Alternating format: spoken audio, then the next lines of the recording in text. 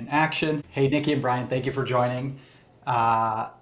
Yeah, I want to jump right in. I know too much about you guys, but I'm going to pretend I know nothing. And I want you just to start by introducing yourselves. Nikki, I want to start with you. More than a perfunctory intro, like you're running a fund, you've been at, I don't know, you've done so much. So if you can give us like a proper intro to like where you've been and what you're doing right now. I love it. All right, I'm going to come back to you in a little bit with a bunch of follow-ups, but yeah, but primarily just Arita. Today is only about Orita and what you love about us. All right, that'll be it for talking about Orita. So thank you. Brian, would love a proper intro from you. Four-time founder for the first 25 years of my career, starting with dropping out of college and then ending with starting a business called POPSUGAR with my wife, Lisa, which grew into just a global media brand, content to commerce, super fun. And now for my next 25 years, I am doing early stage investing in the consumer economy, both companies like yours, Aaron, and the companies that you sell your software to, the actual brands themselves. Brian, I want to stick with you for a little bit. You invest in obviously the brand side and the tech side. How do you think about that? Like, how's that changed over time? Do you find yourself ebbing and flowing and being more interested in one or the other? Is it like when you see the right company? You're one of the few I know who actually, like, a lot of people moved away from investing in brands, right? And you're all in there. Yeah, I'm curious what's changed, if at all. Changed for what? Change for like how you see the market, why, like how you guys think about sugar capital, and like what the split is between brand and commerce tech also. I mean, from my perspective, nothing's changed. We have always believed that investing in, consumer brands and software is important and, provides great returns. I mean, I have been an angel investor since 2020. I was part of the first 5 classes of the very secretive Sequoia Scout program before everybody had a Scout program, and nothing has changed in my eyes. I think there are many investors that sort of follow the narrative, and maybe consumer investing wasn't cool for a little bit, but we've always been very bullish on both sides of the coin. When you're looking at consumer brands right now to invest in, what are the signals to you that this is like a venture scale opportunity versus like my old brand, I raised venture, it was not a venture scale opportunity in retrospect. How do you kind of differentiate there? What are you looking for to make that call? We're looking for a product that becomes a habitual habit for someone, something that you're taking, daily or weekly or monthly, or something that just becomes part of your daily routine. We're not looking for, one-off purchases, maybe like mattresses. We're not looking for, trendy brands like maybe, sneakers or something like that. There's a massive wellness change going on. I think for the last 15 years, people looked like they worked out with wearing their Lululemon and their Vuori and all of that. And I think people have realized that it's time to actually think about how they treat their body and what they put in their bodies. So, we've always believed, and it's starting to happen as we see it now, that the aisles at your local grocery store or Targets are changing only for the better.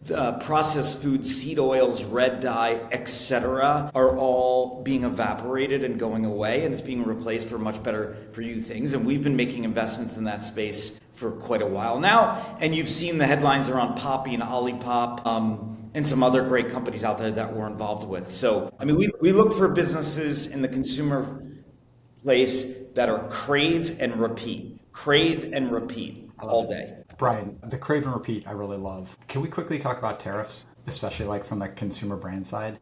Yeah, I mean, I'm on the board of Everlane, which is an apparel company. We spent the last bit of time, migrating the majority of our supply chain to Vietnam, and we were told that was going to be totally fine, and we've invested a ton in that. As of last week, it's not. We're waiting to see what happens. We're hopeful that this is just, a negotiation tactic to show the might of what Trump thinks, and ultimately he's just showing you or the world what a very bad place would look like if you don't agree to what he wants. So we're hopeful that what could be going into effect in Vietnam actually doesn't, but if it were, it's a real problem. I mean, a real problem. We don't have the time nor the capital to, move and recreate our supply chain here in the U.S. I think that's the thing, right? Is like you're talking about a big, amazing company like Everlane, and then you got all the earlier stage guys who you're working with. Some are D2C, some produce domestically, some produce overseas. Is there any it's been a week. I don't even know how many days it's been for the tariffs. Is there any kind of across the board advice you would give to operators right now, or is it like actually in a week I'll have better information? Like, Yeah, I what think do you you got to. think I think there's a little bit of, a little bit wait and really understand your options. I'm quite optimistic that this is really just a negotiation tactic against China, that the U.S. is trying to get everybody on our side, and we will, country by country, I think there's 70 that we're currently negotiating with, we will create extremely fair deals back and forth and create a massive keiretsu against China. And that's kind of the whole play here. I'm very hopeful for that. I don't think it's really us versus everybody else. I think that's just hey, we're willing to do this if you don't play by our rules. And I think, Trump likes to kind of try the outfit on and show people like what it looks like, and people are like, wow, that's a pretty bad outfit, how do we not wear that? And then come to the negotiation table. You just don't look as hot right now. That's what we're getting at? What's that? I said it's just he doesn't look as hot right now, so we should avoid wearing it. Thank you. I'll probably have some quick follow-ups, but Nikki, I want to bring you in. Sorry about the connection. You and I have spent time talking about a lot of commerce tech companies and commerce enablement companies. Do you look at the brand side at all? If so, why? If not, why not? Yeah. Talk to me. Not really. Sorry. I think it might be the AirPods. If nothing else. No, I think it's the overall connection. I mean, she's not moving. All right, Nikki, you're stuck. We're gonna keep Brian. You're in. Nikki, sorry. It's the internet age. We'll figure this out. Brian, one of the things that we're trying to wrap our heads around, and like kind of saw this obviously during COVID with supply chain disruptions and like changing the narrative, right? It went from like growth at all costs to efficiency, and then back to growth, and then back really deeply in maybe 2022 or whatever to like, as a brand, be efficient. I think about this because this is our customer base, right? We have some who are getting absolutely hit by the tariffs. And so it's like, look, there's one or two, which is like, we're just going to keep helping them during this really rough period for them, like independent of payment. The other thing that we're seeing is people are thinking about their entire P&L. And so yes, like supply chain is changing, maybe, like COGS is changing, maybe.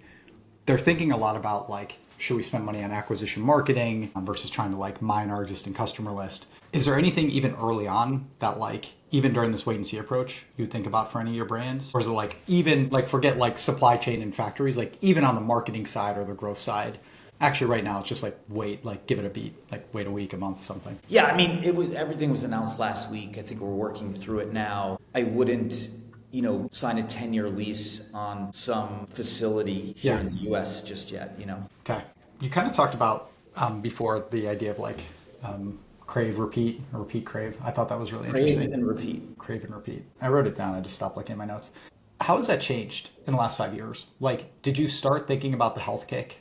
Yeah. Recently? We started Sugar Capital with that. Okay.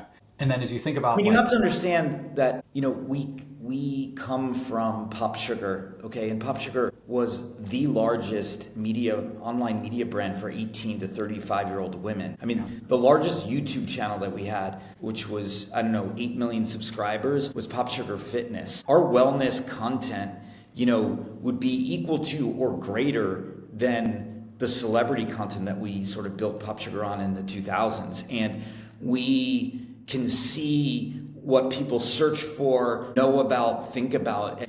10 years ago, it was very clear to us that good for you, ingestible beauty, all of that was coming. And if you look across our investments from Grunes to Magna to Lucky and so on, I mean, there's a real theme around investing in good for you, CPG, food and bev, beauty, etc. Yeah.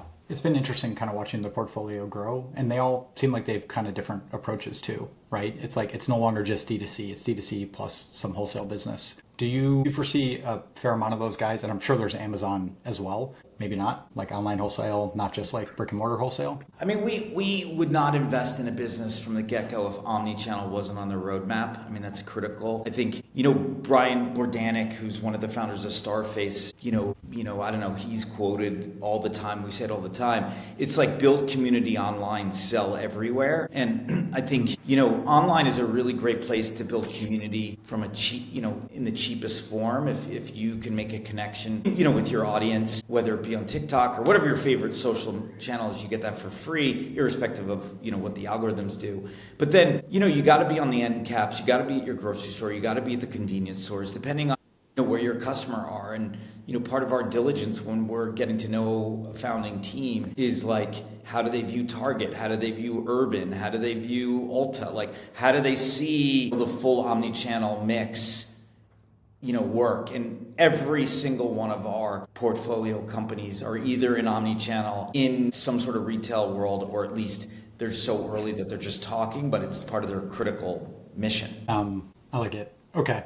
I want to switch gears to a little commerce tech. Okay. My favorite topic in the world. How do we support these wonderful entrepreneurs? As you think about and again, like you've been in this ecosystem as long as anybody, right? Like you've been the builder, you've been the investor on both the brand side, the retailer side, and obviously the tech side. How has your thesis changed in the last couple of years about venture scale commerce tech businesses or infrastructure businesses versus like nice to have, hey, we can go build a really profitable business in the Shopify ecosystem? Yeah, I think that the analogy of Facebook developers to Facebook is this currently on the trend to be the same as Shopify developers to Shopify, which is kind of scary.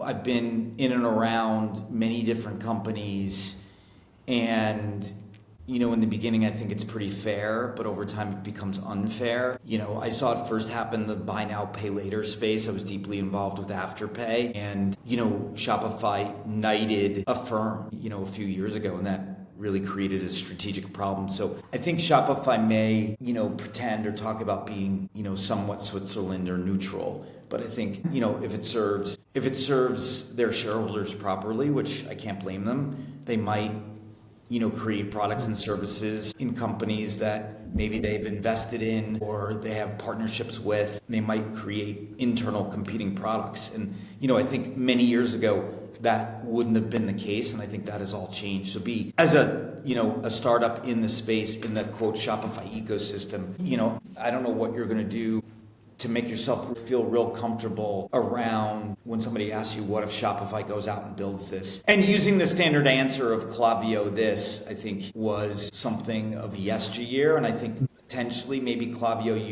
is used as an example internally, where maybe they're like, let's not have another Klaviyo happen, where we should be doing it ourselves, versus just owning some percentage of it. It's really interesting. To me, this is still like, pretend you're Mr. Burns and you're at Shopify now, right? Like, why would you let another Klaviyo happen? I like it. Let them happen early, figure out the product market fit, and then steal it.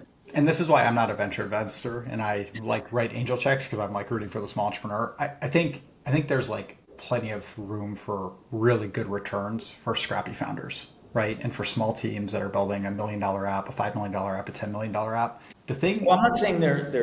No. It's just like it's not venture. That's not venture fundable. The thing that I think I'm not all the way there with what you're saying is, I was at Loop Returns for a while, and right, it's like the number one returns product on Shopify. Shopify now built a base level like returns product, and the debate I always think about is like, do you want to serve all of Shopify, or like Shopify's job is to arm the rebels, right? It's like to arm the entrepreneurs. If they do the base level product and they educate people about why having a good return policy matters, can you go own Shopify Plus? I think that's it's all about growth. Shopify has to continue year over year, show revenue and profit growth. At some point, all the other things that they're working on is going to slow down, and they're going to. Loop, Klaviyo, et cetera. I think that was a certain period of time where Shopify was still trying to figure out. They were kind of like in crawl, walk, run. They were kind of just barely walking. They're about to really do a full-on sprint and be they probably are running now. So there's a difference between starting, an email product today or a Loop Returns today or, today versus when those companies were started. So I just be mindful of, it's not, Shopify doesn't stay the way that it is. I hear you. You got to think when you're investing, you got to think 5 to 8 years out, not now. Yeah. I'm with you. When I talk to founders in the space, I always tell them like, it is a great place to start, but if your entire business is there, it's very, very hard to underwrite. Again, as a venture return versus like, hey, this is a space. Are you getting, first off, outside of Shopify? Secondly, are you getting outside of commerce? I think is always the big question right now. Did you see Toby's post leaked memo about AI? Well, it was like, you can't hire somebody. You have to prove that AI can't do it. Yeah.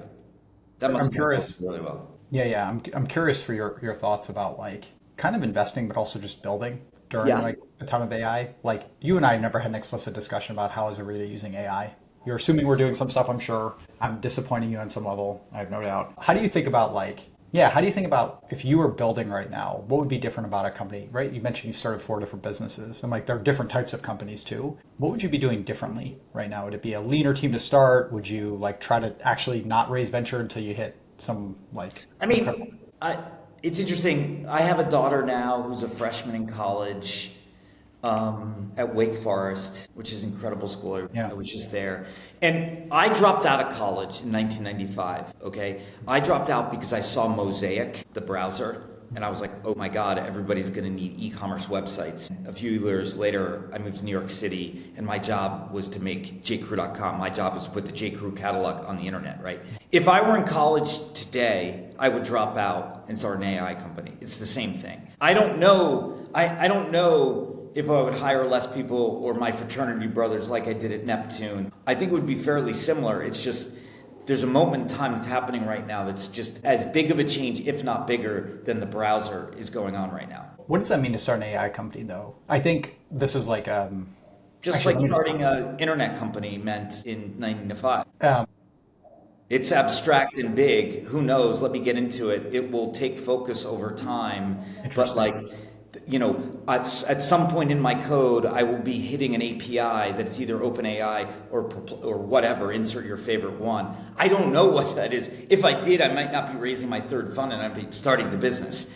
I think that, I would be starting an AI company, just like I started an internet company. And when I went out to start my first internet company, 6 weeks later, it became an ISP because I got into and I learned that the only way you could get on the internet was either on campus at your big business or AOL. And I was like, wow, there's an opening here for dial-up for just college students. So if I dropped out of my day job or college and I got into building for AI, I could come back to you in 6 weeks and tell you what the holes are. I think it's really interesting. I mean, the conviction There's there. So many holes, I'm sure. I mean, unlimited, right? The conviction there is, I just think it's interesting how different maybe you and I are. I'm there, but I'm so deeply non-technical that to me it's more okay, I want to find a problem that I'm really excited about and then figure out how does AI help me accelerate building that or deliver a better product, right? Be more efficient, be more effective. Yeah, right. I not whiteboard right now. Here's an AI company. It's really cool to hear how you. I think that there's two reasons to start a business. There's really only 2 reasons. Number one, you can't sleep at night because you want to solve a certain problem. And you figure out how to solve that problem, and that solution needs to be in the world. And then the second reason to start a company is there's a moment in time of change, whether it be internet or mobile or now AI, where the rules are going to change. Get yourself in it, and crazy stuff's going to happen. And I think we're kind of in that AI stage. I don't think there's really problems AI is solving. I'd love to time travel. I'd love to teleport from here to Hawaii. But AI isn't doing that. It's really like the internet back in 95 made a lot of things ordering clothes, mail order versus online wasn't really a problem, but it made it more efficient. I think using AI now makes things, more efficient like that. On a scale of 1 to AI, where does Web3 and crypto fit? Not today, but how did you feel when it was? We only did one web company, and that's Novel. And the idea is exactly the same today, except the mechanism on which we identify you for the exclusivities and the loyalty and all of that, instead of being a token, is your email address, is the fundamental difference. So we didn't really get deep into that. And the thing that we did in Web3 was commerce infrastructure. It was building loyalty and exclusivity and all sorts of stuff around an NFT token, whether it's yours or what were they called? Apes, or I even forget now. But we all know that you didn't forget. You're just pretending this wasn't interesting. It's great. I was really hoping you were going to take the side that Web3 is coming back, and you did fine though. All right, so you have companies like Orita where 15, 17 people. You have companies in your portfolio that are 100, 200, 500 people, filled with olds who are not AI builders, right? What are you expecting? What do you think generic company X, right, tech company, forget commerce, it doesn't matter, right? But a tech company should be doing if it wasn't like, if it was founded before it was, Gen AI is a Well, I thing. don't know. I mean, this is a joke, but if I were DB, okay, and if I were listening to this, and I would ask myself, what are all the things that I ask Aaron about? And then I would ask those questions also to ChatGPT at the same time and see which answer you like better. To be fair, just for everybody who doesn't know this, DB is the worst of the three co-founders. Zach is the best, and then me, and then DB. All right, so I'm just kidding. it is interesting. I mean, one of the things we talk a lot about for Orita is the problem set that feels very sexy to everybody is Gen AI. And so we look like we are, like, obviously there's a bigger vision. We're not going into that, but like we look like we're in marketing tech and we look like we're AI. And so everybody's like, cool, you're Gen AI. What are you doing for personalization? And we're like, whoa, whoa, whoa, whoa, whoa. That is going to be solved, right? Right. We are an ML team. And until recently, we never said AI, right? Like our domain is .ai, as DB says, because it was $10 cheaper than .ml like 5 years ago, whenever he got the Right. domain. And that was it. But yeah, we're actually trying to solve the ML side, right? Like the big data problem. And I feel like it is interesting to see all these companies scale with some solutions that it's like, sometimes I can't tell if they're actually bought in or if they're kind of going for a gold rush, right? Like, are they actually solving a real problem? Or is it like, hey, we've got this story of Gen AI. This is not just commerce. This is kind of across the board. I'm definitely Listen, the whole Gen AI world is littered with entrepreneurs. Like there's a ton of people that you have to be mindful of that are in there that just want to start a company and they want to start it in Gen AI. They don't have a problem to solve or they don't have this unique point of view on something. They just want to be an entrepreneur in the Gen AI space. Well, I want to go to investing in a minute, but I have one other question more around commerce enablement. If you think about like the next check you're writing, where are you bearish on the ecosystem? Where are you more bullish on the category? I mean, it's really, you just go top to bottom on the P&L and the places where, brands and retailers and consumer companies are spending and investing in their P&L is the places where I want to invest in great technology companies. So, a big line item that people spend a ton of money on is in marketing. And I think Gen AI and all of that kind of stuff on the P&L is a very, very big line item. Some people spend north of 30% of their revenue on marketing. And I think, there's a wealth of opportunities in that. Places where we don't invest and I don't see any value and I don't see brands focusing or investing in is actually like on-site stuff. Once you add something to your cart and some level of personalization or any of that kind of stuff. Like about who you talk to at an organization. Like if you want to talk about personalization on a website, it's like you're talking to some director of e-commerce at some brand, okay? If you're talking about like some incredible way to create who knows what in the targeting, marketing, generative creative space, you're talking to a CMO who commands a very big organization and a very big budget. I think other places that people are investing top dollars is just in margin improvement, and that's in supply chain and just the overall operations of the business. So I think if you look at the stack and you just think of the customer flow, we'll spend a lot of money, we'll invest a lot of time and effort in getting people to the site and retaining them. Won't spend a lot of time and effort on once somebody's inside the store and hanging out. And then we'll spend a lot of time and effort in investing on like the post-purchase and what happens there. And that's kind of how we look at it. It's very cool. All right. I want to switch into operating. Was this like, where's Nikki? Like, what's going on? We don't need Nikki. She's out. I'm going to chat with her separately. She lost Wi-Fi and then she texted me. So I have looked at my text messages during this. I apologize to say that she was driving somewhere and she didn't find Wi-Fi there either. Brian, you're stuck with me. Sorry, man. But I'm actually learning a lot, so I appreciate it. How many people are watching this? 0 people. Don't worry about it. Only cool kids. Maybe one of my colleagues, but you're making me feel good about myself. So thank you for your time. Do you miss anything about being an operator? Like I see you tinkering. Yes, definitely. Nikki, you're here. Barely. Maybe. No. Same problem. No. Nikki, you're gone. Brian, I'm excited to do this for the 3rd time with you and Nikki. This is going to be wonderful. We're going to put her up in a really nice hotel. We're going to block it out. What do you miss about being an operator? And like, is tinkering kind of... just the daily scoreboard. The scoreboard doesn't change as often. Every day when I was an operator, there was some sort of metric that I could look at and see it going up or down. And, you can actually affect that. And that doesn't really happen. At being an investor, the only time something changes in your life for real, and it's not even for real, is like someone does a round of financing and you can like move your book up, and that's... Do you want me to text you every day with like deals closed, deals churned, all that? No, because I can't affect it. I'm a player, and now I do a lot of coaching. I mean, I don't talk to you as much as some of the other folks because I think, you're, more experienced and know what the hell's going on. But, I talk to people I'm like people's divorce lawyer, accountant, CFO, house hunter, car shopper, stylist, like all sorts of things that I talk to folks. And I really, really like that, the mentorship side of it. Yeah. You did give me very good advice a couple weeks ago. Do you remember what it was? No. I mean, it was great. So it meant a lot to me, whether you remember this conversation or not. I'm Aaron, one of your founders. We were talking and you told me that I was on chapter 3 of the book in my head, but we were on chapter 1 as a business. So I should slow that down. I thought that was very delightful. So thank you. All right. We can say goodbye. I mean, we were supposed to have. I actually have a couple more if you're good with it. Oh, yeah. I genuinely loving this, so thank you. I introduced you to. I'm like, what's that? I forgot I don't know if anybody out there knows what Zinn is, but it's this pouch thing that everybody uses. But we're currently looking at this company called Sett, SETT, which to me is just a better alternative to Zinn, and I'm out. And you can't even buy it in California, so I'm screwed. I got to send a note to the founder. You got a mule bringing you Sett across the border. All right. I introduced you to a startup today, seed stage, right? So not Series A, but like has something, decent team, whatever. What is an e-commerce tech? So not a brand. Yeah. What is the priority order of things you look at? Is it team first? Is it vision first? Is it traction? Like how do you weight it at the seed?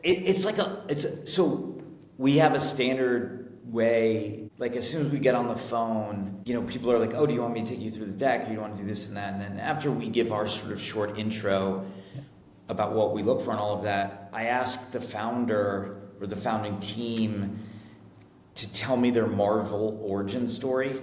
Yeah. Okay. And basically how they found out and developed the superpower that they're about to talk to us about. So from that story, I can certainly tell you if I want to keep talking. I got you.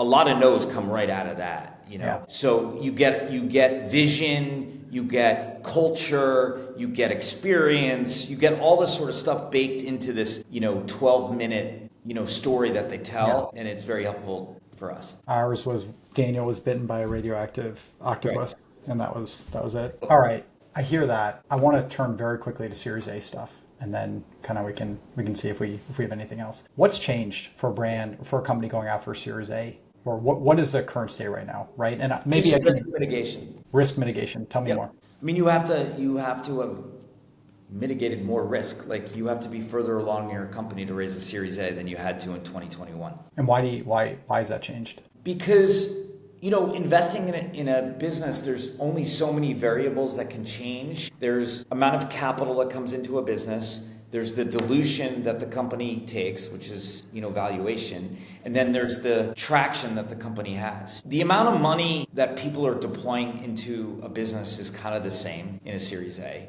And the valuations at a Series A, although they've come down, they haven't come down that dramatically because, you don't want to take 50% of the company away. So you still want to do 20 to 30% dilution. So if those two things stay constant, the only thing that can change in your decision making is where the company is from a risk mitigation perspective. And I think, like in 2021, it was like, wow, your risk mitigation could be much lower and I would still write the same check for the same dilution, that you would now for much further along. So I think a lot of founders don't understand that at all. Speaking obviously we've never had this discussion about like founder dreams versus investor reality. Is that as like specifically tied to the economy being in a different place, or is it like no? I think it's AI forever. Companies going 1 to 10? It's forever. I think it's a short term, midterm, forever situation. Got it. Okay. I mean, the trouble that we got into from 2018 through May of 22 will not happen again for quite a while, and it's probably driven by the economy. And I don't see anything happening on all the screens in front of me that's going to all of a sudden make everybody flush with liquidity and low interest rates that will enable the free for all of I have $1 in a dream, I'm raising 15 on 100 posts. That's not happening anymore. All right, last thread. I want to talk about founders and I want to talk about the operating teams. Yeah. I have two different questions. We'll see if they go anywhere. If not, you get to hang up aggressively and look at your screens.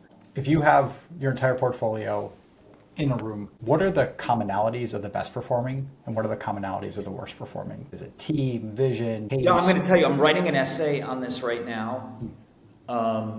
And let me read you a quote. Let me see if I can find it. 1 second. Great minds discuss ideas. Average minds discuss events. Small minds discuss people. Okay? So let me just break it into the two. Great minds talk about ideas. Small minds talk about people. I can separate my portfolio and founders by the ones that gossip versus the ones that don't. The ones that know that who's raising, the ones that talk about, I'm talking to this VC and I'm talking to that VC, and the ones that talk about, oh, I heard so-and-so's crushing it, but I heard the retention's off and all of that. Those are the ones that are not doing well. The ones that you talk to about that only talk about their business, the problems that they have and the ideas that they're working about are the ones that succeed. So if you find yourself talking about, I'm meeting with, Alfred at Sequoia in a week, and oh my God, I spoke to so-and-so. And if you name drop and you're like, oh, I was talking to the corp dev guy at Shopify, or whatever name dropping you're doing, or whatever people thing you're doing, versus saying, I was riffing with my customer and I think our roadmap, let me pitch you a couple of ideas that we're really working on. That is absolutely the fundamental difference of the haves and have-nots in the 48 companies that we're investing in. Like over the last 5 years, I'm appalled by the number of founders that I've met in the space that gossip and love to talk about crushing it, and VCs and the fodder and sandhill and what's going around and who's crushing it, and bad talking other companies and all of that. The ones that are doing really amazing are the ones that are just like talking about their company, what they're working on, and their ideas. It's incredible. Man, thank you. Where do we rank? I mean, you are pretty damn good. I think the issue for you is you also do investing, so you play that role also. So you kind of you're doing hip checks on companies that you're looking at. So maybe you are going to talk about deals that are happening because you are an investor. Put me to the side. What about when you interact with DB or when you see kind of our updates? I'm willing for you to be honest. DB's a real entrepreneur. I mean, he's focusing on real problems. He probably, would rather not be on the phone with me and think about whatever code review is happening or whatever infrastructure problem, he was pulled away from to work on and talk to me about, So my message to a lot of the entrepreneurs out there is just put your blinders on and focus on your fucking scoreboard and don't worry about who's talking to what and what VC's talking to you, and stop gossiping. Stop talking about people or events and talk about ideas. Talk about building. I love it. Stop talking about, in 7 months, if I want to raise a Series A, what do I need to get my thing to, and this and that, and all this around the fundraising and all of that. Capital raising is really important, and the best companies raise at the best, from the best partners at the best valuations and structure, on the ones that focus on their scoreboard the most and talk the least. I love it. I'm not going to ask you any follow-up. That was great. Okay. My last question for you. I've actually seen a bunch of your essays recently. They're really good around culture. You're talking about team stuff. Yeah. So much more. Where should people be reading you? Airsugar.com. Airsugar.com. All right, Brian. Thanks you for your time. It was really fun.